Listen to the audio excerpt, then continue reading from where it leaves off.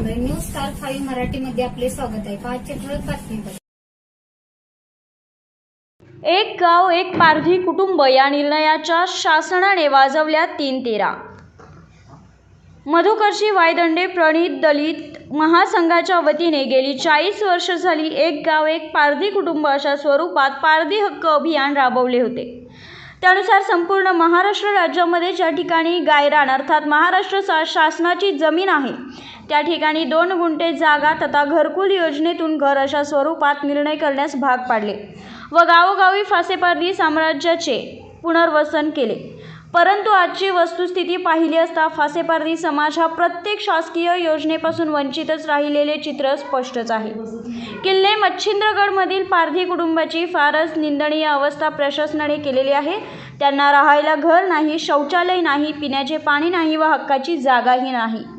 गेली 15 ते 20 वर्षांपूर्वी प्रशासकीय अधिकाऱ्यांनी स्वतः उपस्थित राहून 2 गुंठे जागा मोजून दिलेली असताना ग्रामपंचायतीच्या वतीने एक गटर काढलेले आहे. सदर गटाराचे पाणी चक्क पारधी कुटुंबाच्या झोडपीलगतच सोडलेले आहे. प्रशासनाने या कुटुंबाचा सर्वांगीण विकास न करता त्याच्या जातीयतेची जणू काय थट्टाच लावलेली आहे असे आता दिसून येत आहे. वेळीच प्रशासनाने या कुटुंबास शासकीय योजनेचा लाभ न दिल्यास आपल्या कार्यालयावरती संपूर्ण महाराष्ट्र राज्याचे फासेपारधी समाज कुटुंबाच्या वतीने तीव्र लढा उभारला जाणार आहे. तरी प्रशासनाने यात लवकर तोडगा काढून फासेपारधी कुटुंबांना शासकीय नियमानुसार न्याय द्यावा अशी मागणी पारधी कुटुंबाच्या वतीने केली जात आहे.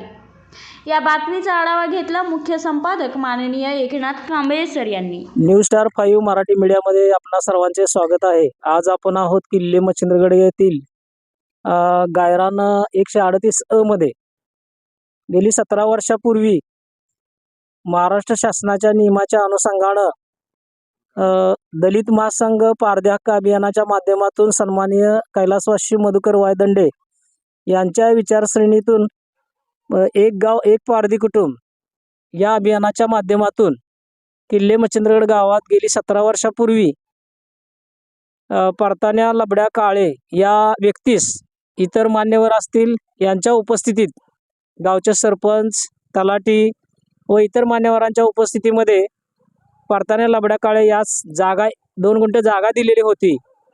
परंतु आजची वस्तुस्थिती पाहिली असता त्यांना कोणतीही शासकीय योजनेचा लाभ दिला गेलेला नसल्याने आजची वस्तुस्थिती पाहिली असता हे पहा, कॅमेरा तिकडे फिरव, त्यांनी पत्र्याचं शेड मारलेलं आहे.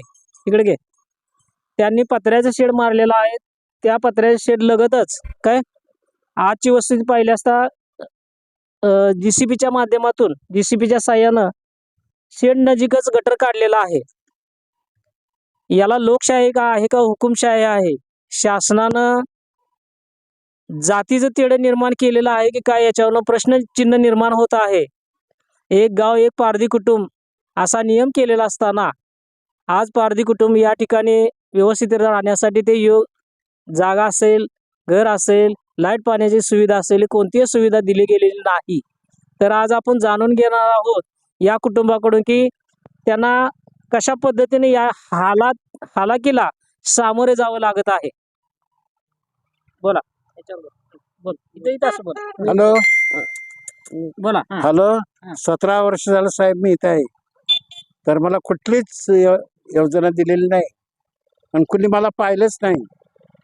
कोण माझ्याकडे बघतच नाही. तर त्याच्याबद्दल तुम्ही आई वडील तुम्ही स्वतः आम्हाला इथं जगवा. इथं काय राहिलेलं नाही. सगळं गट्यार काढलंय. ते पत्र होतं, पत्राला तोडलंय, दारं तोडलेत, काय सोयी राहिलेली नाही. आज हा पारधी समाज अशिक्षित असून बाबासाहेबांच्या संविधानाच्या अनुषंगानं लोकशाहीनुसार सर्वांना सारख्या स्वरूपाचा अधिकार असताना आज माणूस म्हणून जगून यांना घेतलं जात नाही.